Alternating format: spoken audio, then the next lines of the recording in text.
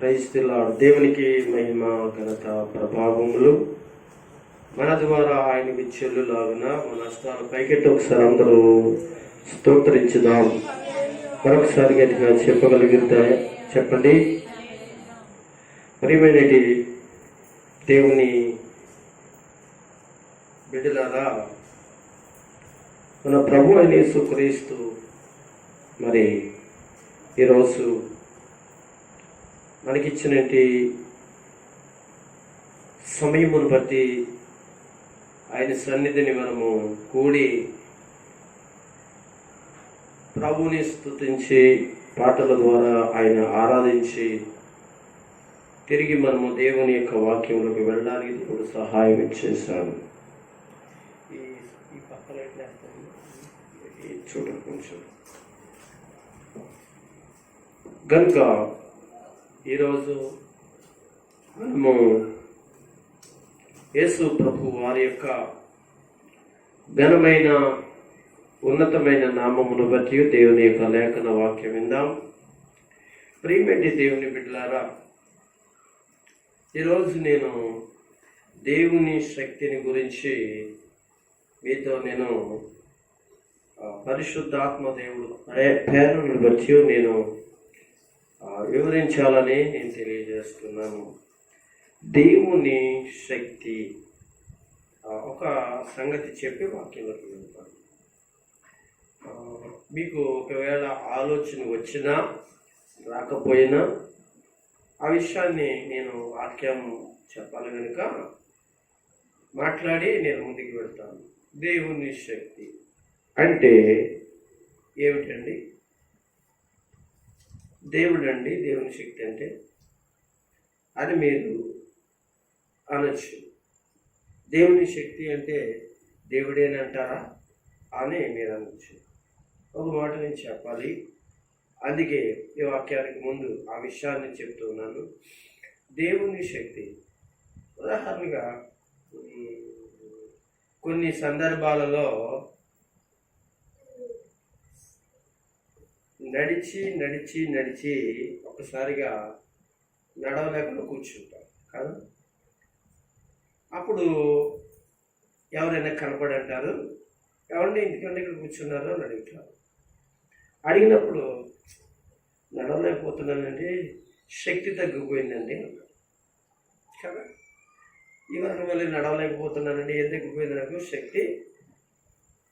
సరే, ఈ మధ్యన నేను ఏమండి ఈ మధ్యన మీరండి ఎవరైనా కనపడితే ఎవరైనా నాతో మాట్లాడుతుంటే, ఏమండి ఈ మధ్యన మీరు కొంచెం యాక్టివ్గా కనపడుతున్నారండి, కొంచెం హుషారుగా కనపడుతున్నారండి అని మనం అన్నాం అనుకోండి. అవునండి, నిజమేనండి, ఈ మధ్యన కొంచెం శరీరంలో కొంచెం శక్తి ఉందండి అని చెప్తారు. ఇక అర్థమైందా? అంటే ముందు నేను చెప్పవలసిన విషయం చెప్పకపోతే ఒక దేవుని శక్తి అంటే మీకు అర్థం కాదు. అర్థమవుతుందని జాగ్రత్తగా వినండి. ఇప్పుడు హుషారుగా ఉన్నాను, కొద్దిగా బలంగా ఉన్నాను, అదే కొంచెం నడగలుగుతున్నాను, ఏమైనా చేయగలుగుతున్నాను, ఒక బరువు ఎత్తగలుగుతున్నాను, ఇలాగా ఏదో ఉంది మా సంథింగ్, కొంచెం బాగున్నారండి దానికి. అవునండి, కొంచెం నాలో శక్తి పెరిగిందండి.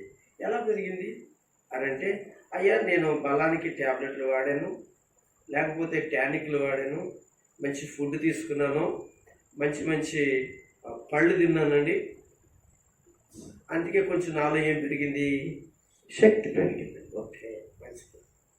మీకు అర్థమవుతున్నట్టు అనిపిస్తుంది. అంటే నేను చెప్పే వాక్యం మీకు అర్థమవుతుంది అనుకుంటున్నాను, గమనించాలి. కనుక అంటే మన శరీరంలోనికి ఒక శక్తి కావాలి అని అంటే గమనించండి.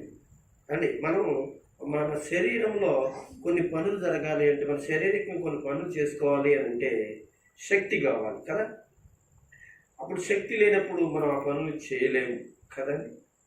ఓకే, ఆ శక్తి కోసం మనం ఏం చేస్తాం? మంచి ఆహారాన్ని తీసుకుంటాం, మంచి గుడ్డు తీసుకుంటాం, మంచి పాలు తీసుకుంటాం కదా కదండి. నాకు టైఫాయిడ్ జ్వరం వచ్చింది, చచ్చిపోతాను అని చెప్పి శాశ్వతం వేసుకున్నారు, ఎవరు కాలేదు. ఆ పరిస్థితిలో ప్రార్థన చేశారు సంఘం కదండి. అప్పుడు ఆ టైపుటి నుంచి ఏదో విధంగా నేను తప్పించబడ్డాను. మీ ప్రార్థన లేక అనేక మంది ప్రార్థన, సేవకుల ప్రార్థన చక్కగా నన్ను స్వస్థత కలిగించింది. తర్వాత జరిగిన విషయం ఏంటంటే, మా పాస్టర్ గారు నాకు కావాల్సిన మంచి ఆహారాన్ని పొద్దుటే గుడ్డు అలాగే మంచిగా ఇవ్వడం, అలాగే సాయంత్రం పడుకుని ఒక మంచి పాలు ఇవ్వడం ఇలా జరుగుతుంది. ఇప్పుడు నాలో ఏమి కలిగింది అలాగే శక్తి కలిగింది కదా. అయితే ఇప్పుడు ఈ శక్తి నాకు కావాలి, వాక్యం చెప్పడానికి రావాలి కదా, లేకపోతే ఎక్కడికైనా వెళ్ళడానికి శక్తి కావాలి కదా. మీకు కూడా అంతే కదా, ఏదైనా పని చేయాలంటే శక్తి కావాలి, ఎక్కడికైనా వెళ్ళాలంటే శక్తి కావాలి. అసలు శక్తి లేకపోతేనే అసలు ముందుకి ఏమీ చేయలేదు. ఇలాగ మనం శరీరాన్ని గురించి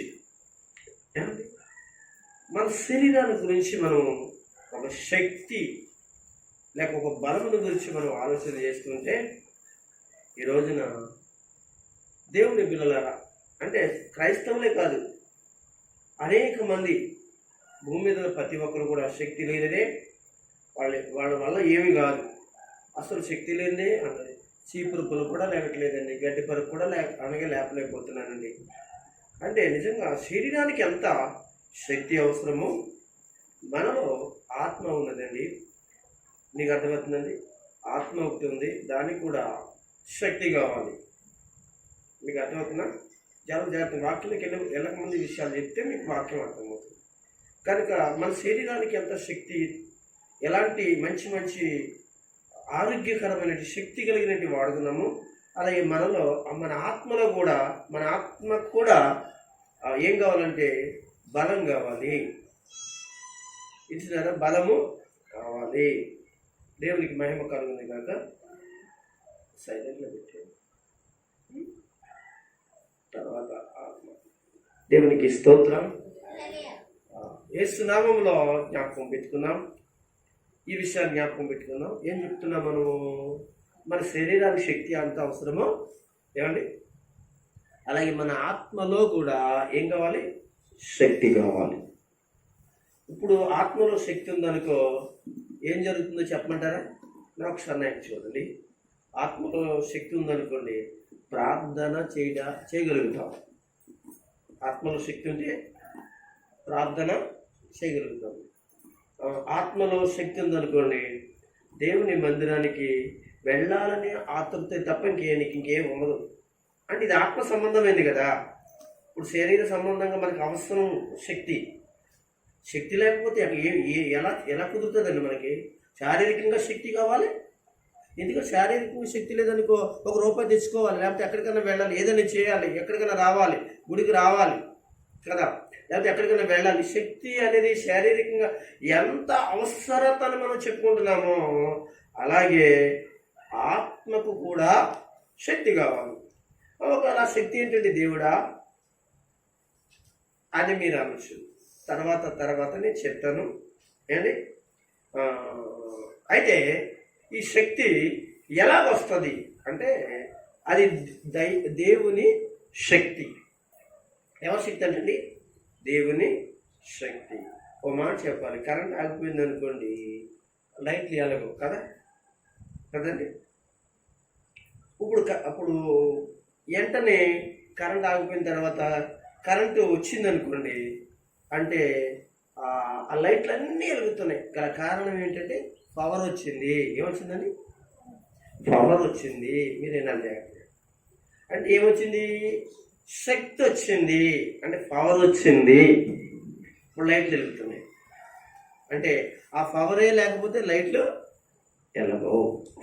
పవర్ శక్తిని ఏమన్నారు? పవర్ అన్నారు. శక్తిని పవర్ అంటారు ఏమండి. అయితే ఇప్పుడు ఆత్మ సంబంధంగా మనకి చాలా ముఖ్యమైనది ఏంటంటే శక్తి.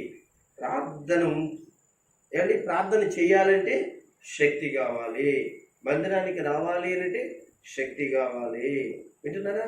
అలాగే బైబిల్ చదవాలంటే శక్తి కావాలి. పరిచర్య చేయాలంటే శక్తి కావాలి. ఏమండి? కనుక దేవుని దర్శనాలు కొరకే కనిపెట్టి మోకరించి ప్రభు సన్నిధిలో అడగాలి అని అంటే శక్తి కావాలి. ఇప్పుడు దైవికంగా ఆత్మీయముగా ఒక శరీరము మన ఒంట్లో ఉందండి. మీకు అర్థమైందా? కనపడుతున్న శరీరాన్ని గురించి చెప్పేసాను, మీకు అర్థమవుతుందండి. అది మనకు కనబడుతుంది. మనకి కనబడని శరీరం ఉందండి. అవుతుందా? అంటే మనకి కనబడని శరీరం కూడా ఉందా అంటే ఆత్మలో ఉందండి. ఆత్మలోనే ఉందండి. ఆత్మీయమైన కళ్ళు ఉన్నాయి, ఆత్మీయమైన చేతులు ఉన్నాయి, ఆత్మీయమైన నోరు ఉంది, ఆత్మీయమైన ఏమున్నాయి, చెవులు ఉన్నాయి. ఇంకా ఆత్మీయమైన కూడా లోపల ఆత్మకున్నాయి. మీకు జ్ఞాపకం ఉందో లేదు, గత ఒక 5-6 సంవత్సరాల కింద చెప్పాను నేను. ఎప్పుడు ఈ ఆత్మ సంబంధమైన ప్రతి అవయవాన్ని మనకు కనపడుతున్న ప్రతి అవయవం ఎలాగుందో అలాగే ఆత్మలో ఉంటుందని గత 6 సంవత్సరాల కింద చెప్పాను. అక్కడ మరి ఇక్కడ చెప్పాను, అక్కడ చెప్పాను, అక్కడే చెప్పినట్లే గుర్తు.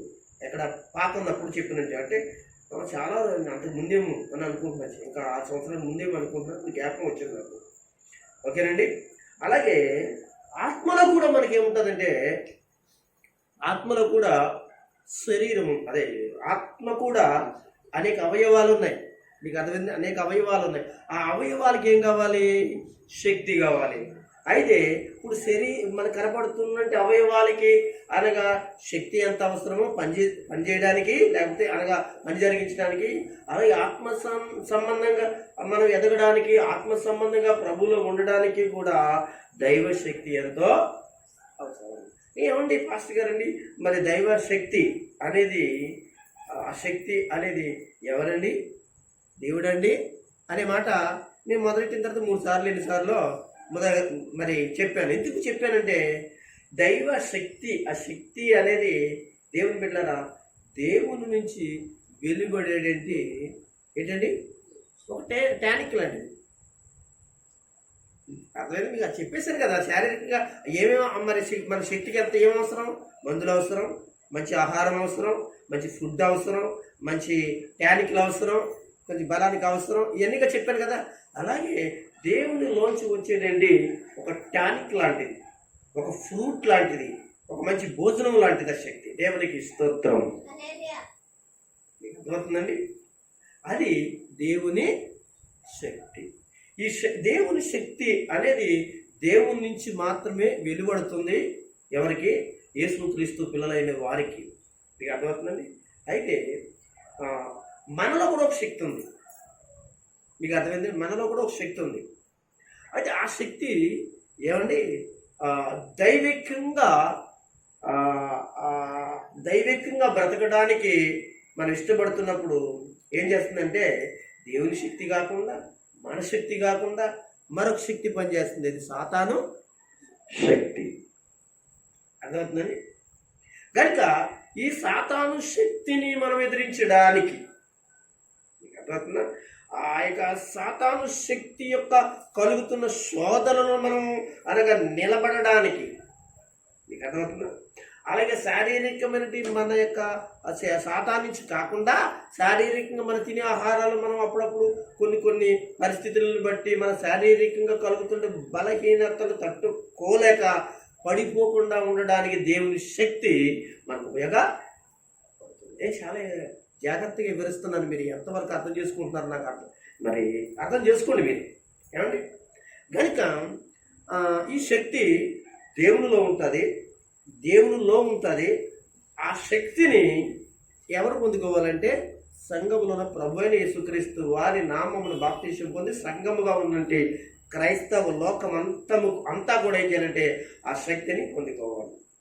అయితే ఆ శక్తిని గురించి ఒక 5-6 విషయాలు మనము చాలా క్లుప్తంగా చెప్పుకున్నాము. ఈ పేతురు రాసినటువంటి పత్రిక తెరవండి. బైబిల్ గ్రంథం నుంచి పేతురు రాసినటువంటి పత్రిక 2వ పత్రిక తెరవండి. అక్కడ ఆయన దైవ శక్తి మనకు అనుగ్రహించుట గురించి మాట్లాడతాడు. 2వ పేతురు 1వ అధ్యాయము 3వ వచనాన్ని చూద్దాం. అందరూ జాగ్రత్తగా వినండి. తన మహిమను బట్టి గుణాతిశయమును బట్టి మనలను పిలిచిన వానిని గూర్చిన అనుభవ జ్ఞానము గల మూలముగా ఆయన దైవ శక్తి జీవమునకును భక్తికిని కావలసిన వాటన్నిటిని మనకు దయచేయుచున్నందున దేవుని గూర్చినట్టు మన ప్రభువైన యేసుక్రీస్తునట్టినైనా అనుభవ జ్ఞానము వలన మీకు కృపయు సమాధానం విస్తరించునుగాక. విన్నారు కదా, ఇక్కడ ఆయన దైవ శక్తి మనకు అనుగ్రహించుచున్నాడు అని రాయబడింది. ఎక్కడ? ఈ పేతురు రాసిన ఎవరికి? మనకు. మీరు గమనించండి, తన మహిమని బట్టి గుణాతిశయమును బట్టి మనలను పిలిచిన వాని గూర్చిన అనుభవ జ్ఞానము మూలముగా మనం ఆగుతాయి కదా. చూడండి, మనల్ని దేవుడు పిలిచాడు కదా. పిలిచినప్పుడు మనందరం ఎక్కడికి వచ్చి ఆయన పాదాల దగ్గరికి వచ్చాం. ఆయన మాట్లాడటం ప్రారంభించాడు. అంటే వాక్యం మాట్లాడటం ప్రారంభించాడు, చదవటం ప్రారంభించాం, వాక్యం వినడం ప్రారంభించాడు. కొన్ని అనుభవ జ్ఞానము నీలో ఏమొస్తుంది? అనుగ్రహించబడుతుంది. అనుగ్రహించబడుతున్నప్పుడు అది వినే కొద్ది నీ జీవితంలో అది వింటున్న కొద్ది రోజు రోజుకి నువ్వు వాక్యం విన్నప్పుడు, ప్రార్థన చేసినప్పుడు, వాక్యములో బ్రతుకుతున్నప్పుడు మనకి కొన్ని దేవుని గూర్చినంటి మంచి అనుభవాలు ఉంటాయండి. ఆ యొక్క అనుభవములను అదే కదా అన్నాడు ఆయన, అనుభవ జ్ఞానము మూలముగా దేవుని శక్తి మనకు అనుగ్రహించబడుతుంది. దేవుని శక్తి ఎలాగ అనుగ్రహించబడుతుందండి? పాస్టర్ గారు నాకు దేవుని శక్తి కావాలండి అనేటువంటి వారికి నేను చెప్పే సమాధానము కాదు, కానీ దేవుడే సమాధాన వాక్యం చెప్తున్నాడు. మనము వింటున్న వాక్యం అది మంగళవారమైన, శనివారమైన, బుధవారమైన, లక్షవారమైన, ఆదివారం, ఏ వారమైనా నువ్వు ఎప్పుడు వింటున్నావు వాక్యం నువ్వు ఎక్కువ వినే కొద్ది నీలో ఏం పెరుగుతుంది? అనుభవం కలుగుతుంది. అంతే కదండి. ఒక పని నేర్చుకోవడానికి, ఒక పని చేయడానికి మనం సిద్ధపడినప్పుడు అది చేస్తూ ఉండగా అది కొంతకాలానికి మీ జీవితంలో లేకపోతే నా జీవితంలో ఏమవుతుందో తెలుసంటే అనుభవం పెరుగుతుంది కదా. ఈ అనుభవం పెరుగుతున్నప్పుడు దాని గురించి మనకి ఏం కలుగుతుందంటే అండి, ఇంకా చాలా సంగతులు మన జీవితంలో వెలువడుతూ ఉంటాయి. ఇప్పుడు అలాగే బైబిల్ మనతో మాట్లాడుతున్నప్పుడు, పాస్టర్ గారు దేవుని వాక్యం మాట్లాడుతున్నప్పుడు, అది మీరు చదువుతున్నప్పుడు ఏం జరుగుతుందండి? అనుభవ జ్ఞానము మూలముగా. అంటే ఆత్మీయంగా చెప్తున్నానండి. ఏమన్నా నువ్వు చర్చిలోకి వచ్చి ఈ ఎంతకాలం నుండి వెళ్ళిపోతున్నంటే నేను ఎప్పుడో ఉన్నానండి అనేటువంటి శారీరకమైనటువంటి అనుభవ జ్ఞానం గురించి కాదు నేను మాట్లాడేది. 1 సంవత్సరం కావచ్చు, 10 సంవత్సరాలు కావచ్చు, 25 సంవత్సరాలు కావచ్చు, 20 సంవత్సరాలు కావచ్చు, అది కాదు. శారీరకంగా ఎన్ని సంవత్సరాల నుంచి తెలుసండి నాకు యేసు ప్రభు నాకు పరిచయమోనండి. ఎన్ని సంవత్సరాల నుంచో పరిచయము నాకండి. పాస్టర్ గారండి బైబిల్ నేను ఇప్పటి నుంచి కాదండి, ఎప్పటి నుంచో అనండి నా దగ్గర ఉందండి. అబ్బాయి అది కాదండి, ఆయన చెప్పే మాట వేరుగా ఉంది. నీ ఆత్మీయమైన జీవితంలో నాకు దైవశక్తి కావాలండి, నాకు అనుగ్రహించబడాలండి అనేటువంటి వారికి ఎవరైతే రోజుల తరబడి రావడం వెళ్ళడం కాదు, కానీ రోజుల తరబడి ఆ వాక్యము, ప్రార్థన, విశ్వాసం నీలో పరిపూర్ణం కలుగుతున్నప్పుడు దైవ శక్తి నీలో నిలబడుతుంది. ఆ దైవ శక్తి నీకు అనుగ్రహించబడుతుంది కనుక అప్పుడు నీకు అర్థమవుతుంది ఏంటో తెలుసంటే దాని ద్వారా నీవు ఏ విధంగా బ్రతకాలో, ఏ విధంగా ఉండాలో. ఏమండి ఏ విధంగా నిలబడాలో, ఏ విధంగా జీవించాలో ఆ దేవుని శక్తి మిమ్మల్ని నడిపిస్తూ ఉంటుంది. దేవునికి స్తోత్రం కలుగునగాక. ఒకసారి ఈ మాటను చదువుకుని ముందుకు వెళ్ళదు, ఎందుకంటే ఇక్కడ చాలా విషయాలు చెప్పాలి కనుక నేను కొత్త వివరణలోనికి ప్రతి వాక్యాన్ని వెళ్తున్నాను. తన మహిమను బట్టి ఎవరిదండి ఆ మహిమ? యేసు ప్రభువు. ఎవరి రోజు నువ్వు రక్షించబడ్డావంటే ఆయన మహిమే. ఈ రోజున నువ్వు దేవుని పెట్టవని చెప్పుకుంటున్నావు అంటే, నువ్వు క్రైస్తవుడు అని చెప్పుకుంటున్నావు అంటే ఆయన తన మహిమను బట్టి. నీకు ఈ రోజున నీలో మంచితనం పెరిగిందంటే, మీలో అపవిత్రత పోయిందంటే, మీలో పవిత్రత వచ్చిందంటే తన మహిమే. ఏంటి సబ్బులు రాసుకోవడం వలన మనలో ఉన్నది ఏదైనా పోయిందంటారా? మంచి బట్టలు వేసుకోవడం వలన మనలోకి ఏదైనా మంచితనం వచ్చేసిందంటారా? మంచి సెంటులు రాసుకోవడం వలన ఏంటి చెప్పండి, మనలో మంచితనం వచ్చేసిందంటే కాదు. తన మహిమను బట్టి, గుణాతిశయమును బట్టి. ఎవరిది ఆ గుణం? మీరు గమనించండి, దైవశక్తి అనేది నీలో ఉంటే ఎవరి గుణం వస్తుందండి? దేవుని గుణం వస్తుంది. మీకు అర్థమైందా? అది చూడండి, అక్కడ ఏమంటున్నాడు, తన మహిమను బట్టి, గుణాతిశయమును బట్టి మనల్ని పిలిచిన వానిని గూర్చిన అనుభవ జ్ఞానము. మనల్ని పిలిచిన వాని గురించి. అందుకనే మనం ఏం చెప్పుకుంటున్నాం? ఆయన దైవ శక్తిని మనకు అనుగ్రహించను. మనల్ని పిలిచిన వానిని గూర్చి. దేవుని పిల్లలారా, నేను చాలాసార్లు ధైర్యంగా ఉంటాను, మీరు కూడా ధైర్యంగా ఉంటారు కదా. ఆ ధైర్యం చెప్పమంటారా? నన్ను పిలిచినోడు దేవుడు, ఆయనే పోషిస్తాడు కదా. ఎలా పోషిస్తాడు? పోషిస్తాడు ఆయన. ఎలా పోషిస్తాడు? ఆయన వచ్చి పోషిస్తాడా? కాదు. నా ధైర్యం తెలుసా, నేను అనగా అనేక ఆత్మల ప్రభు దగ్గరికి నడిపిస్తాను, ప్రభు వాళ్ళతో మాట్లాడతాడు, ప్రభు నన్ను పోషిస్తాడు.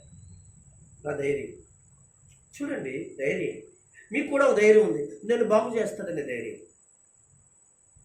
నన్ను బలపరుస్తాడనే ధైర్యం, నన్ను దీవిస్తాడనే ధైర్యం. మనిషికి ఎప్పుడు కూడా ఈ ధైర్యం ఉండాలి. మనల్ని పిలిచిన వాడిని గూర్చి. మనల్ని పిలిచిన వాడు, మీరు ఏమనుకుంటున్నారు? మనల్ని పిలిచిన వాడు ఏమనుకుంటున్నారు? ఏమన్నా మధ్యలో వదిలేసేవాడా? ఒక నువ్వు నేను వదిలేవచ్చాము, కానీ మధ్యలో ఆయన వదలండి. దేవుని స్తోత్రం కలుగుని కాక. ఏమండి, నేను ఒక మాట చెప్పమంటారా? మనం చాలాసార్లు ఒక ప్రార్థన చేయాలి. మీరు చేస్తారో తెలియదు, కానీ నేనైతే ఆ ప్రార్థన చేస్తాను. ప్రభు, నీవు నా చేయి పట్టుకోవా, మా పాస్టర్ గారు చేయి పట్టుకోవా, ప్రభు మా పిల్లలు చేయి పట్టుకోవా. ఇదిగో ఆయన పట్టుకుంటే మనం చెదిరిపోం. ఆయన పట్టుకుంటే ఏదైనా ఆరు వినపడగానే మనం కూడా వెళ్ళినప్పుడు మనము మన పిల్లలు చేయబట్టుకోవాలి తప్ప వాళ్ళు మనం చేయబట్టుకుని ఆర్డర్ రాగానే ఏమవుతుంది? మనం పట్టుకుంటే ఎక్కడికి వెళ్దాం, లేకపోతే ఏమవుతుంది? ఒక్కసారి కంగారు పడి ఏమవుతుంది? ఏదో పక్క వెళ్తుంది, అప్పుడు ప్రమాదం జరుగుతుంది. కనుక తన పట్టుకుందానికి వదిలేస్తుంది. మనం దేవుడు పట్టుకుంటే వాడాడు. మన ప్రార్థన, నన్ను పట్టుకో ప్రభువా. గతించిన కాలంలో కొన్ని రోజులు వచ్చి కొన్ని పరిస్థితులను బట్టి నేను నీ పరిచర్యలో సాగలేకపోయాను, ప్రార్థనలో సాగలేకపోయాను ప్రభువా, క్షమించి నన్ను పట్టుకో ప్రభువా. నీ చేతితో పట్టుకున్నాయినా, నీ శక్తిని నాకు అనుగ్రహించినైనా నేను తప్పనిసరిగా మరలా నేను పరిగెడతానైనా, నేను మరలా నీ కొరకు నేను బ్రతుకుతాను ప్రభువా. అన్నింటి గొప్ప తీర్మానం అనుకుంటారు. అప్పుడే ఏం జరుగుతుందో తెలుసా? మన జీవితంలో ఏముంటుందో తెలుసంటే, దేవుని పిల్లలారా, శక్తిని బట్టి. అంటే అనగానే మనలో ఒక శక్తి ఉంటుంది, ఆ శక్తి మనం బలపరుస్తుంది. సరే, ముందుకు వెళదాం. ఏమన్నాడు ఇక్కడ? మనలను పిలిచిన వారిని కూర్చున్నట్టు. మనం పిలిచిన వాడు తక్కువ వాడు, మంచి సామాన్యుడు కాదండి. అనుభవ జ్ఞానము మూలముగా ఆయన దైవ శక్తి జీవమునుకును. మీకంటే ఏంటండి? ఆయన శక్తి లేకపోతే ఆ యేసు అనే దైవ శక్తి మనకు జీవమును, భక్తిని, కావలసిన వాటన్నిటిని మనకు అనుగ్రహించుచున్నాడు, లేక దయచేయుచున్నందున. అంటే నేను ఇందాకేమన్నా దైవ శక్తి మనకు అనుగ్రహించుచున్నాడని మొట్టమొదటి మాట మనది. ఇక్కడ దయచేస్తున్నాడన్నా, అనుగ్రహిస్తున్నాడన్నా అంటే ఒకే, అంటే పదాలు అక్కడ వెలుగున్నా కానీ ఆ భాషా శైలి ఒకలాగా ఉంది కదా, ఓకే మంచిది. ముందుకు వెళదాం.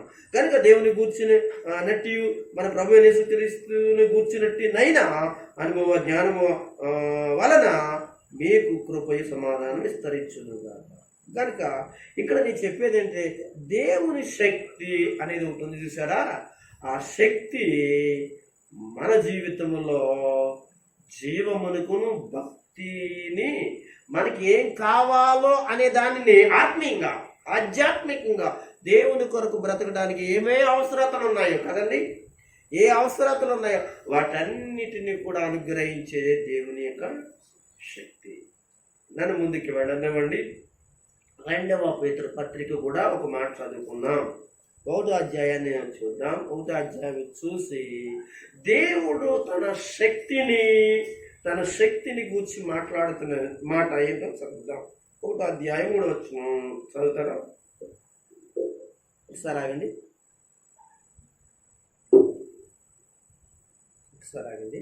1వ అధ్యాయము 1వ పేతురు పత్రిక 5వ వచనం కడవరి కాలమందు కదా, కడవరి కాలమందు బయలుపరచబడుటకు సిద్ధముగానున్న రక్షణ మీకు కలిగినట్లు విశ్వాసము ద్వారా దేవుని శక్తి చేత కాపాడబడు మీ కొరకు ఆ స్వాస్థ్యము పరలోకమందు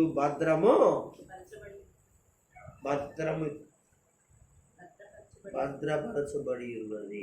ఈ 2వ మాట ఏంటంటే దేవుని యొక్క శక్తిని మనం ఎలా తెలుసుకుంటున్నామంటే దేవుడు తన శక్తి చేత మనలను కాపాడుటను గురించి. మీకు అర్థమైందా? చాలా మంది సాక్ష్యాలు దెయ్యం పట్టినోళ్ళు, లేకపోతే ఏదైనా పరిస్థితులు బాగోలేనోళ్ళు, ఆరోగ్యం బాగోలేనోళ్ళు దేవుడు కాపాడాడు అని మనం అంటాం. కానీ నిజమే, మనకు తెలియకోకుండా ఒక క్రియ జరుగుతుంది. ఆ క్రియ అంటే దేవుని యొక్క శక్తి. ఆ శక్తి ద్వారా మనం ఏం చేయబడుతున్నాం? కాపాడబడుతున్నాం. విషయం మనకి అర్థమవ్వాలి. కడవరి కాలమందు అని రాశాడు. మీరు వినాలి. పేతురు రాసిన పత్రిక ఆనాడు భక్తులకి కానీ, లేకపోతే అక్కడ ఉన్న ఆ రోజులో ఉన్నటి ప్రజలకు కానీ, లేక ఈనాడు క్రైస్తవ లోకం అంతటికి కూడా దేవుడు రాయించి పంపించాడు పేతురు గారి ద్వారా. కడవరి కాలమందు బయలుపరచుటకు సిద్ధముగానున్న రక్షణ మీకు కలుగునట్లు. మీరు అర్థం చేసుకోండి. మళ్ళా చదువుతాను ఈ మాట, మీకు అర్థమైతే మంచిది. కడవరి కాలమందు, ఇది పేతురు చెప్తున్నట్టు ఈ మాట. మీరు ఒకసారి మైండ్ ఇక్కడ పెట్టండి, మనసు ఇక్కడ పెట్టండి. జాగ్రత్త. కడవరి కాలమందు అని ప్రారంభించాడు. ఏంటి కడవరి కాలము అంటే ఆనాడు ప్రజలకు, భక్తులకు, సహోదరులకు, లేక ఆనాడు అనగా చెదిరిపోయిన వారు. ఎక్కడెక్కడ చెదిరిపోయారండి వీళ్ళందరూ అంటే పొంతు, గలతియా, కపదోకియా, ఆసియా, బెతునియా అనే దేశముల యందు చెదిరిన వారిలో చేరిన యాత్రికులకు శుభమని రాయినది. వీళ్ళందరికీ కూడా చెప్తున్నాడు. వీళ్ళందరూ కూడా వెళ్ళిపోయారు. వాళ్ళు దేవుని బిడ్డరా, అక్కడక్కడ ఎవరంటే యూదులు ఉన్నారు, అక్కడక్కడ క్రైస్తవులు కూడా ఉండవచ్చు, మరి అంజులైన వారు ఉండవచ్చును. అయితే ఇక్కడ ఈ చెదిరిపోయే అన్నమాట మనకు రాశాడు కదా. చూడండి, అది దేశముల యందు చెదిరిన వారిలో చేరిన అంటే మనం ఎవరు ఇక్కడ నేను ఎవరు చెప్పాను? అంజుల గురించి చెప్పాను, క్రైస్తవుల గురించి చెప్పాను. అయితే ముఖ్యంగా మనం ఎవరి గురించి చెప్పుకోవాలంటే ఇక్కడ యూదులు చెదిరిపోయారు కదా.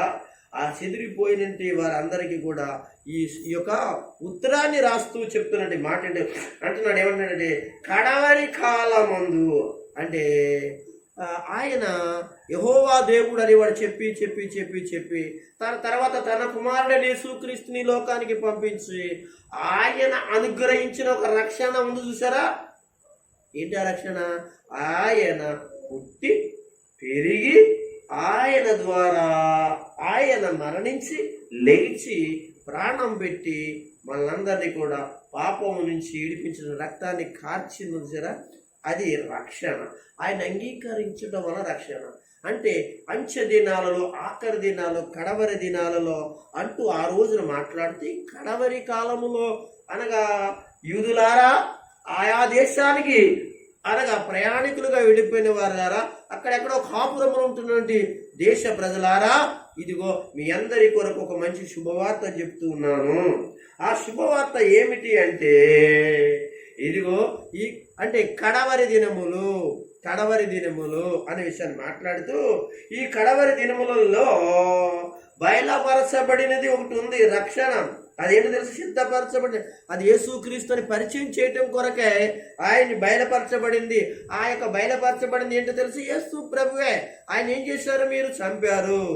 ఆయన ఏం చేశారు? మీరు యెరూషలేములో అనగా సిలువేశారు అనే విషయాలు మాట్లాడడానికి, కడవరి దినాల్లో, అంచె దినాలలో ఏం చేశాడు? తన కుమారుడైన యేసుక్రీస్తుని లోకాన్ని రక్షించడానికి పంపించాడు కనుక అది బయలుపరచబడింది, అది సిద్ధపరచబడినది. ఆ రక్షణ మీకు కలుగునట్లుగా విశ్వాసం ద్వారా దేవుని శక్తిని కాపాడబడు మీ కొరకు. అంటే ఏ రక్షణ అయితే మీకుందో, ఏ రక్షణ అయితే అనగా యూదులలో ఉన్న మీరు మార్చబడ్డారో, ఏ రక్షకుడు అనే యేసుక్రీస్తును అంగీకరించారో ఆ రక్షణ పోకుండానట్లుగా కాపాడుబడడానికి దేవుని శక్తిని కూడా మీలో ఏం చేసుకుంటారో ఉంచుకోండి. రక్షణ పొందాం కదా అని సంకల కొట్టుకోకండి, యేసుని అంగీకరించాం కదా అని సంబరపడిపోకండి. అర్థమైందా? గనుక ఈ కడవరి దినాలలో, అంచె దినాలలో బయలుపరచబడినండి ఆ రక్షణ మేము పొందుకున్నాం కదా, యేసు ప్రభువును అంగీకరించి బాప్తిస్మం పొంది పాపమును కడిగేసుకున్నాం కదా అని మీరు అలా ఉండకండి. ఎందుకంటే దాని వెనకాల ఒక ప్రక్రియ జరగబోతుంది. అదేంటో తెలుసు, సాతాను క్రియ. మిమ్మల్ని రక్షణలో పడగొట్టేస్తాడో మీకు అర్థమవుతుందండి. ఆ రక్షణ నుంచి మీరు కూలిపోతారు, పాపంలో పడిపోతారు. ఆ శక్తిని బెదిరించడానికి మీకు ఏం కావాలి? ఆ రక్షణ కాపాడుకుంటే దేవుని శక్తి కావాలి. అందుకనే మనం ఏం చెప్పుకున్నాం ఇప్పుడు? రెండవ మాట, దేవుడు తన శక్తి చేత మనను కాపాడటం. చాలా వివరంగా నేను మాట్లాడుతున్న విషయాల మీద చాలా మనసును అట్లా ఉంచుకోవాలి. అంటే దేవునికి శక్తి మనకి ఎంత అవసరం. ముందుకు వెళ్ళిపోతాను. ఇంకా చాలా విషయాలు ఇక్కడ వివరించడానికి ఉన్నాయి, కానీ కొంచెం ముందుకు వెళ్తాను. ఏప్రిల్కి రాసిన పత్రికలో నుంచి ఒక్కొక్క మాట చదువుకోవచ్చా? అందులో చూడండి, మొదటి అధ్యాయం సార్, మొదటి అధ్యాయం తెరండి. మొదటి అధ్యాయం తెలిసిన మీరు చూసారా? 1వ అధ్యాయము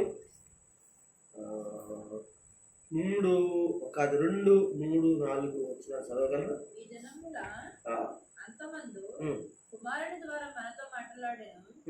ఆయన కుమారుని సమస్తముకు వారసునిగా నియమించెను. ఆయన ద్వారా ప్రపంచం నిర్మించెను. ఆయన దేవుని మహిమైక తేజస్సును, ఆయన తత్వం యొక్క మూర్తి అంతమునయుండి తన మహత్తు గల మాట చేత సమస్తం నిర్వహించుచు పాపుల విషయంలో శుద్ధీకరణం తానే చేసి దేవదూతల కంటే ఎంత శ్రేష్టమైన నామం పొందెను. వారి కంటే అంత శ్రేష్ఠుడై ఉన్నత లోకమందు మహాడుగా దేవుని కుడిపార్శ్వన కూర్చుంటెను. ఏలయనగా చాలండి. ఇక్కడ మనకు ఒక మాట మనం చదువుకోవడానికి వచ్చాం. ఏ మాట అంటే ఇక్కడ ఏముందో తెలుసా? ఏముంది? తన మహత్గల మాట చేత సమస్తమును ఏం చేశాడు? నిర్వహించుచు పాపం విషయంలో శుద్ధీకరణ తానే చేసి. చాలండి, శుద్ధీకరణ చేయుట. ఏమండి? ఇప్పుడు శుద్ధీకరించబడిన మన జీవితం, శుద్ధి చేయబడిన మన జీవితం కాపాడుకోవాలి కదా. ఒకసారి నేను చూడండి కదా, ఇప్పుడు ఎలాంటి వ్యక్తులైనా కానీ శుద్ధీకరించబడిన మనుషులు, హృదయాలు కానీ, శరీరాలు కానీ, మనసు కానీ, ఆలోచనలు కానీ అన్నీ కూడా శుద్ధీకరించబడిన మనము ఏం చేయాలండి? శుద్ధీకరించబడ్డాయి కదా అని యేసు రక్తములో శుద్ధీకరించబడ్డాయి కదా, ప్రభు రక్తములో మన పాపములను శుద్ధీకరించబడ్డాయని దేవుని పిల్లలారా మనం నిర్లక్ష్యంగా ఉండడానికి వీల్లేదు. ఎందుకో తెలుసంటే ఈ సమయంలో శుద్ధీకరించబడిన మన జీవితంలో ఆ శుద్ధీకరణ ప్రతిరోజు నిలబడాలంటే, ప్రతిరోజు కాపాడబడాలంటే దేవుని ఏం కావాలి?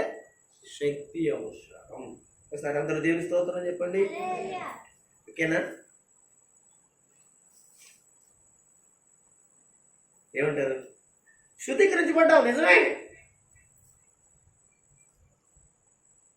కానీ పేతురు రాసిన పత్రికలో 3 విషయాలు చెప్తాడండి.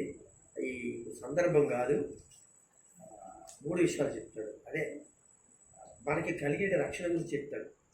అయితే దేవుని పిల్లలారా, శుద్ధీకరణ అంతే కదా. ఒక మాట మీకు చెప్తాను, దేవుని సన్నిధికి చేరడానికి శుద్ధీకరణ అవసరం. పూర్వకాలం ముందు దేవుని పిల్లలు, సేవకులు, అదే యాజకులు, లేవీయులు ఏం చేసుకునేవారో తెలుసా? ముందుగా శుద్ధీకరణ అనే మంచి ఆచారం అనేది ఉంది. అదే ఆచారము అనే దానికంటే అది నిజమని చెప్పాలి. వాళ్ళంత శుద్ధి అయి, శారీరకంగా శుద్ధి అయి, అండి వాడి హృదయపూర్వకమైన శుద్ధికు కలిగి దేవుని పరిచర్యలోకి వచ్చేవాడు. అది లేవీలైనా యాజకులైనా. యాజకులు ఎక్కడికి వెళ్ళాలి అంటే ధూపం వేయడానికి పరిశుద్ధ స్థలంలోకి వెళ్ళాలి. ధూపము అన్నీ అక్కడే ఉంటాయి. అతి పరిశుద్ధ స్థలంలోకి కూడా వెళ్ళాలి. కనుక అక్కడికి వెళ్ళేవాడు శుద్ధీకరణ అనేది అవసరం.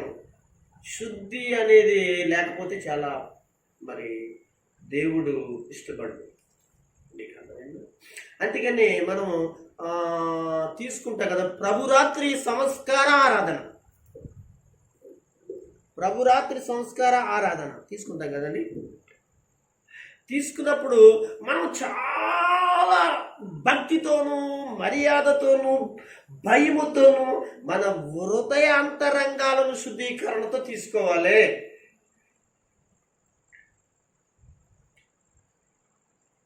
ఒక మాట చెప్పనా నేను. ఒకసారి యేసుక్రీస్తు రవిలి వారు ప్రయాణం అవుతూ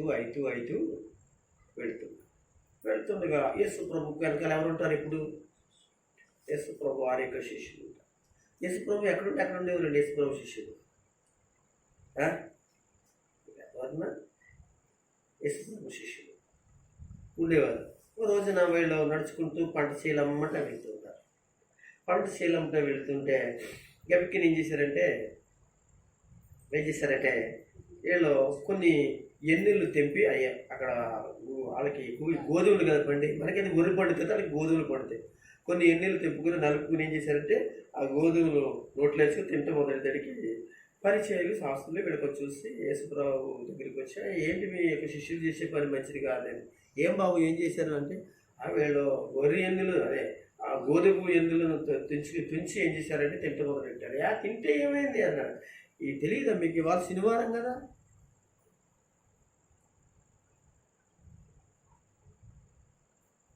అనే విషయాన్ని, శనివారం కదా, విశ్రాంతి దినం కదా, ఇలాంటి పనులన్నీ చేయకూడదు కదా అనే విషయాన్ని చెప్తాడు. అప్పుడు యేసుప్రభు వారు చెప్తాడు, అవును, మనం ఎప్పుడు కూడా వాక్యమే సమాధానం తప్ప ఏరే విషయాలు చెప్పకూడదు. అప్పుడు యేసుప్రభు అంటాడు, ఒకసారి దావీదు ఏం చేస్తాడంటే ప్రయాణం అయితే యుద్ధానికి వెళ్తాడు.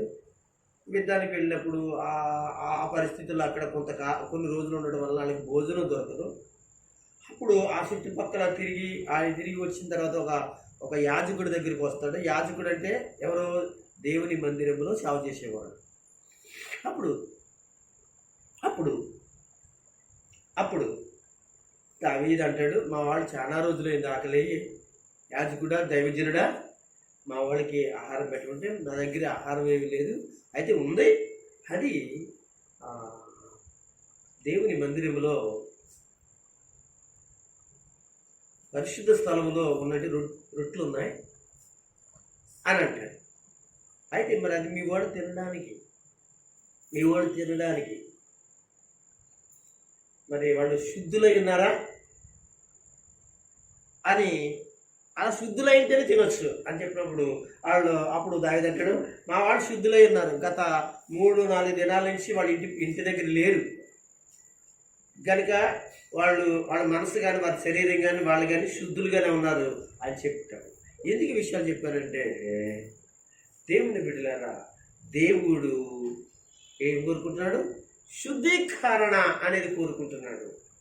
ఈ శుద్ధీకరణ అనేది మనకి యేసుక్రీస్తు వారి యొక్క రక్తము చేత అని కదా మనం చదువుకున్నాం. ఇక్కడ ఒక మాట మీరు గమనించాలి, బాగా గమనించాలి. ఏమన్నాడంటే, పాపముల విషయములలో అంటే పాపముల విషయములో శుద్ధీకరణ ఎవరు చేశారు? యేసుక్రీస్తు ప్రభులు వారు చేశారు. ఈ విషయం మర్చిపోకండి. అంటే ఈ శుద్ధీకరణ చేసిన తర్వాత, శుద్ధి చేయబడిన తర్వాత మనము అంటే పడిపోకుండా ఉండడానికి, జారిపోకుండా ఉండడానికి మనముకి కావాలి ఏంటి తెలుసా? దేవుని శక్తి. దేవునికి స్తోత్రం. ఎఫెసీయులకు రాసిన పత్రిక ఒకసారి రండి. ఎఫెసీయులకు రాసిన పత్రికలో 6వ అధ్యాయములో 10వ వచనంలో ఒక మాట ఉంది. ఆ మాట ఏంటంటే, ఆయన మహాశక్తిని బట్టి బలవంతులయుండుటకు. దేవుని శక్తి కావాలి అనే విషయం మనం మాట్లాడుకుంటున్నాం కదా. 6వ అధ్యాయం 10వ వచనంలో ఏముంది తెలుసా?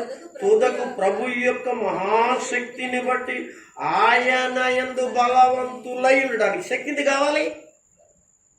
నేను మొయ్యలేకపోతున్నాను అంటే, నేను పరిగెత్తలేకపోతున్నాను, నేను నడవలేకపోతున్నా అంటే ఏం లేదు, చెప్పండి, శక్తి లేదు. గనుక ఆయన యందు బలవంతులై ఉంటే అన్నాడు కదా, తుదకు ప్రభు యొక్క మహాశక్తి అంటే అది మహాశక్తే కాదు, మహాశక్తి.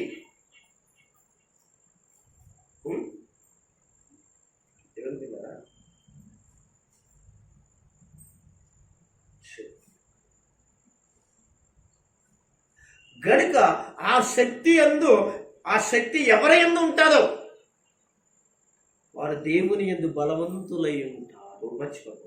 అలా చెప్పండి గట్టి ఒకసారి, అలా చెప్పండి. ఓకే, ఇందుకు బలవంతులై ఉండాలి.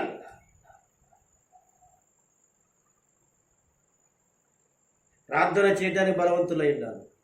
ఎందుకని ఒకసారి ఆలోచించండి. ఎఫెసీయులకు రాసిన పత్రిక 6వ అధ్యాయం 10వ వచనం. ఎందుకు బలవంతులై ఉండాలండి? ఎందుకు బలవంతులై ఉండాలి? నేను ప్రార్థన చేయడానికి ఆటంకపరుస్తున్నంటే ఒక శక్తి ఉంది. అందుకొరకు నువ్వు వాక్యము చదవుకోకుండా ఆటంకపరచడానికి ఒక శక్తి ఉంది. నువ్వు పరిచర్య చేయకుండా ఉండడానికి అనగా ఒక శక్తి ఉంది. దేవుని యొక్క దర్శనము చూడకుండా నిన్ను అనగా కదిలించి వదిలించి దేవుని నుంచి బయటికి లాగేయడానికి ఒక శక్తి ఉంది. ఇలా చెప్పుకుంటూ వెళితే ఆధ్యాత్మికమైనటి దేవుని కొరకు మనము అనగా బ్రతకవలసినటి ఆ స్థితిలో ఉన్న మన జీవితంలో పడవేయడానికి సిద్ధపడుతున్న ఆ యొక్క సాతాను శక్తిని మనము జయించడానికి దేవుని శక్తి యందు మనం ఏమి ఉండాలండి? కలిగి ఉండాలి. అప్పుడు బలవంతులై ఉంటాము. ప్రార్థన మానం అంటే అది ప్రార్థన చేయడం మానం, వాక్యం చదవడం మానం, ప్రార్థనకు రావడం మానం, అనగా దేవుని కార్యాలు చేయడం మానము, విశ్వాసంగా ఉండటం మానము, యథార్థంగా ఉండటం మానము. ఏమండి, మోసాలు పాపాలు ఈ ఒకటి కాదండి, దేవునికి ఇష్టం లేని అన్నిటి అందులో కూడా మనం ఏం చేస్తామంటే దూరంగా ఉంటాము. ఎందుకంటే దేవుని యొక్క దైవ శక్తి కనుక మనలో ఉంటుంది. కనుక అప్పుడు మనం బలవంతులై ఉంటాం, బలహీనులై ఉండము. మనం దేవుని స్తోత్రం కలుగుతుంది కాక. మీకు అర్థమవుతుంది కదా? దయచేసి ప్రియమైన దేవుని పిల్లలు, ఎంత మంచి విషయం. కనుక తుదకు ప్రభు యొక్క మహాశక్తిని బట్టి ఆయన యందు బలవంతులై ఉండడానికి మనకేం కావాలి? దైవ శక్తి మనకు అవసరం. ఓకే అండి, దైవ శక్తి అవసరం. ఓకే, దేవుని పిల్లలారా, కొంచెం ఇంకా కొంచెం ముందుకు వెళ్దాం. కొలస్సీయులకు రాసిన పత్రికలు రండి. వెనకాల ఉంటుంది, అలాంటి పత్రికల తర్వాత ఉంటుంది. కొలస్సీయులకు రాసిన పత్రిక 1వ అధ్యాయం ఒకసారి 9 నుంచి 12 వచనాలు ఒకరు జాగ్రత్తగా చదవగలరా? అందుచేత ఈ సంగతి విని నాటి నుండి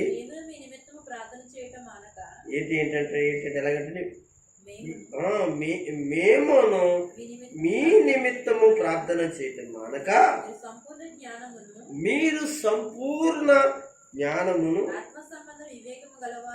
ఆత్మ సంబంధమైన వివేకము గలవారును ఆయన చిత్తమును పూర్ణముగా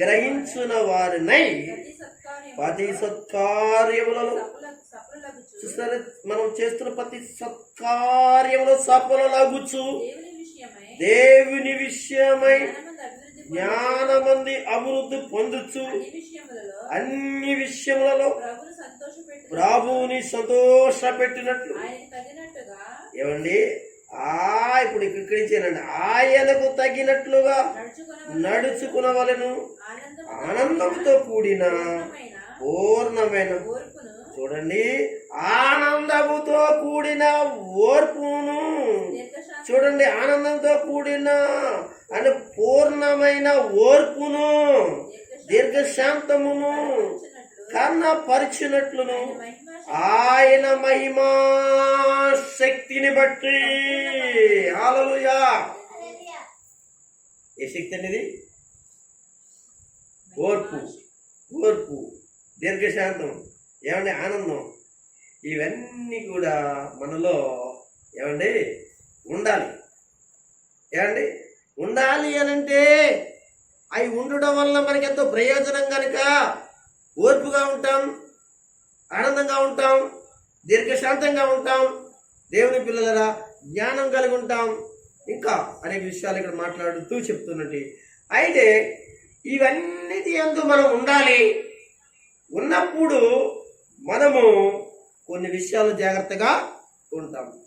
అయితే మనము దైవ శక్తిని పొందకుండా, దైవ శక్తి అని మనలో లేకుండా ఓర్పు అనేది మాత్రం మన దగ్గర ఉండదు.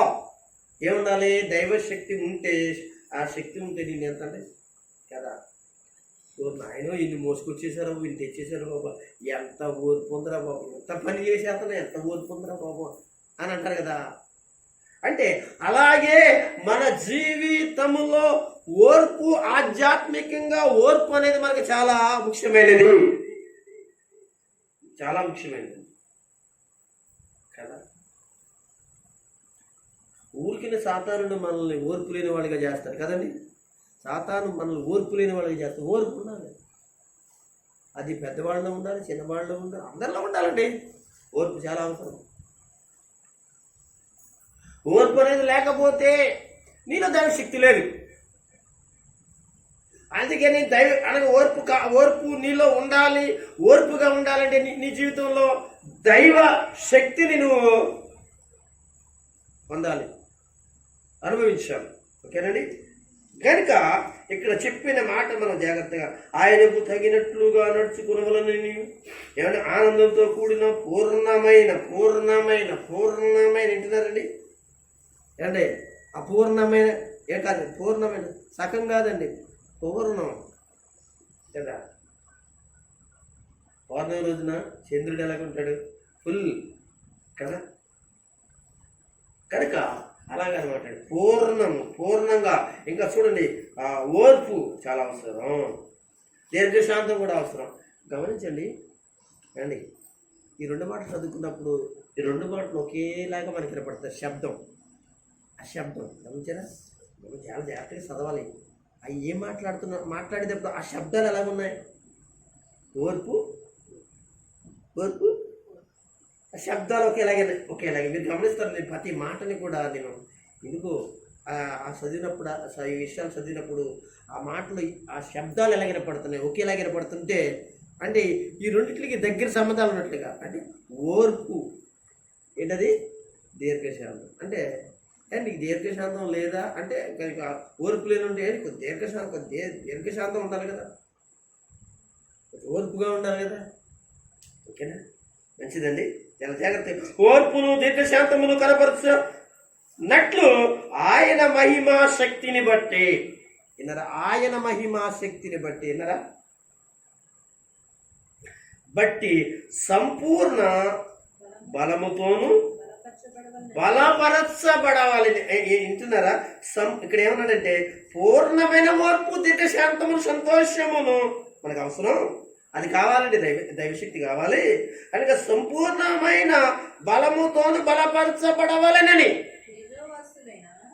తేజోవాసులైన పరిశుద్ధుల స్వాస్థ్యములో పాలువారగుటకు మనలను పాత్రులుగా చేసిన తండ్రికి మీరు కృతజ్ఞతాస్తుతులు చెల్లింపవలెనని దేవునిని బ్రతిములాడుకుంటున్న దైవజనుడైన పౌలు గారు ఒక సంఘానికి చెప్తున్నారు, అయ్యా దయచేసి మీరు క్రీస్తులో ఉన్నారు, క్రీస్తు దగ్గరికి వస్తున్నారు, క్రీస్తు వాక్యాన్ని వింటున్నారు, మీరు దైవశక్తిని అనిపించండి. మీలో చాలా మంది ఓర్పు లేదండి, దీర్ఘశాంతం లేదండి, ఆనందం అసలే కనబడలేదండి. ఏమండి, దయచేసి దేవుని బలాన్ని మీరు పొందండి అంటూ ఏమంటున్నాడంటే పరిశుద్ధులతో పరలోక వాసులతో, ఇక్కడ ఏమన్నాడు? తేజోవాసులైన.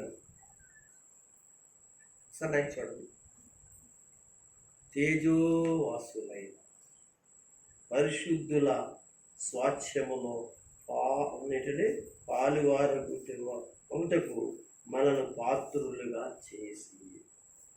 చూడు, సంఘాన్ని ఎలాంటి పాత్రులుగా చేసాడండి మనల్ని? తేజోవాసులు. ఎవరండి ఆ తేజోవాసులు? పరలోకమున్న దేవదూతలు. ఏమండి, ఏ స్వాస్థ్యం అండి మనకి? పరలోకములో ఉండి పరిశుద్ధులతో మనకే స్వాస్థ్యం. ఈ లోకంలో మనకి స్వాస్థ్యం లేకపోవచ్చు. మీకు అర్థమవుతుందా? ఎవరన్నా మనకి ఇవ్వనవచ్చు, మనకు లేకపోవచ్చు, స్వాస్థ్యాలు లేకపోవచ్చు. దేవుని పిల్లలకు ఒక స్వాస్థ్యం ఉన్నది, అది పరిశుద్ధులు నివసించే పరలోకం. కనుక దానిని కాపాడుకోవడానికి, అక్కడికి వెళ్ళడానికి మీరేం చేయాలంటున్నాడు దేవుడు? దేవుని శక్తి చేత మీరు ఎలా ఉండాలి? ఆనందంతో. ఓర్పు లేనప్పుడు, దీర్ఘశాంతము లేనప్పుడు ఆనందం కోల్పోతాం. కనుక దేవుని పిల్లలైన మీరు ఆయన శక్తి ద్వారా ఏమంటున్నాడు? ఆయన శక్తి ద్వారా ఓర్పు అంటే దీర్ఘశాంతమును కనపరచుటకు కావాల్సింది ఏంటో తెలుసు అంటే దైవ శక్తి. ఇంకొక 2 విషయాలతో మనం ముగించుకున్నాం. ఇంకొక 2 విషయాలు కొంచెం ఎదరికి వచ్చేద్దాం. పిలిపిలికి రాసిన పత్రిక నుంచి ఎపిఎస్సిలోకి వచ్చేద్దాం. సార్ ఎపిఎస్సిలో కూడా ఒక మాట చదువుకుందాం. 3వ అధ్యాయం తెరవండి. 3వ అధ్యాయం చూడండి. అక్కడ ఆయన శక్తి గలవారగుటకు అని అంటాడు. ఆయన శక్తి గలవారమగుటకు అంటాడు. ఎక్కడండి? 3వ అధ్యాయం 16 వచనం చదవండి. 16 అంటే 15 నుంచి చదవండి. మీరు అంతరంగ పురుషుని యందు శక్తి కలిగి ఆయన ఆత్మ వలన బలపరచబడినట్లుగా. ఏంటంటి? క్రీస్తు మీ హృదయములలో విశ్వాసము ద్వారా నివసించున్నట్లుగా తన మహిమైశ్వర్యము చప్పున మీకు దయ చెయ్యవలని మీరు దేవుని సంపూర్ణతయందు పూర్ణులగునట్లుగా ప్రేమయందు ఏరిపారి స్థిరపడి సమస్త పరిశుద్ధులతో కూడా దాని ఎడల్పును, ఒడుగును, ఎత్తును, లోతును, ఎత్తును ఎంతో గ్రహించుటకు. మనకి ఎన్ని చెప్పుకోవడానికి కుదరదు కానండి, ఒక మాట చెప్పుకోవచ్చు. ఏముంది? మీ అంతరంగ పురుషుని యందు శక్తి కలిగి అని మాట ఉంది. అంటే శక్తి గలవారమగడానికి, ఏమండి, ఆత్మీయముగా శక్తి గలవారమగడానికి. అంతే కదా. ఆత్మీయంగా శక్తి లేకపోతే, ఏమండి, ఆత్మీయంగా శక్తి లేకపోతే అస్సలు దేవునిలో మనం నిలబడలేము.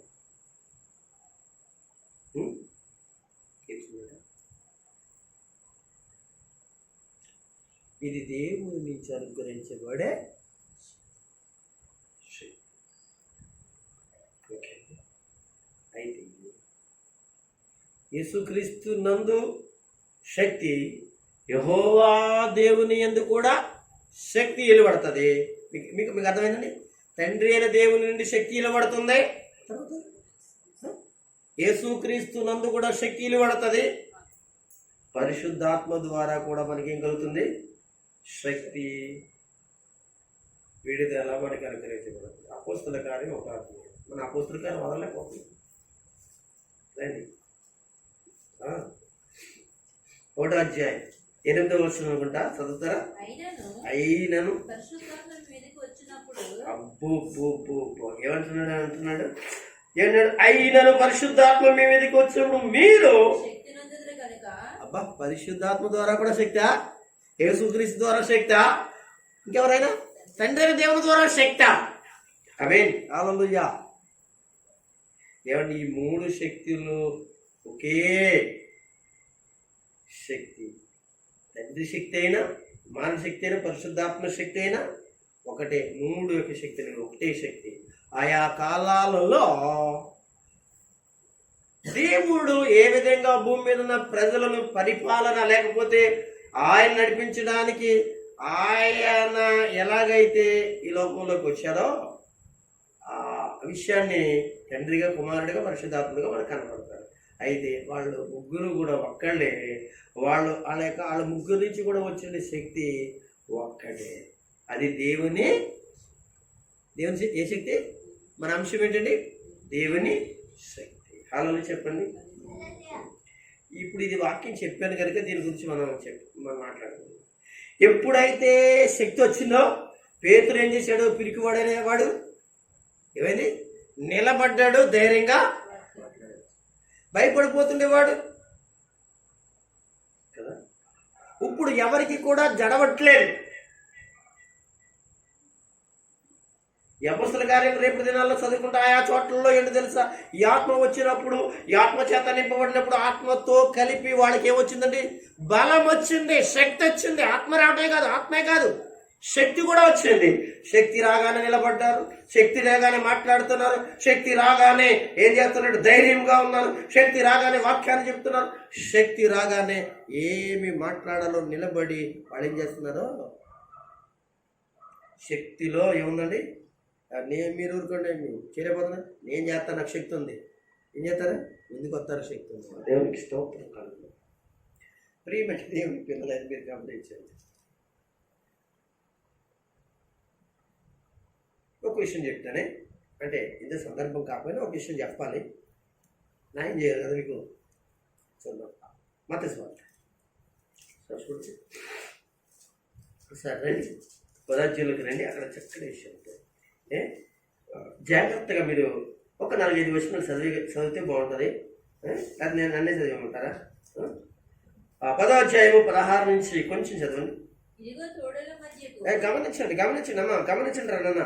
ఇదిగో తోడేళ్ల మధ్యకు గొర్రెలను పంపినట్లుగా నేను పంపుతున్నాను గనుక పాముల వల్ల వివేకమును, పావురము వల్ల నిష్కపటుల యుండుడి అంటే మనుషులను కూర్చి జాగ్రత్త పడుడి. వారు మిమ్మల్ని మహాసభలకు అప్పగించి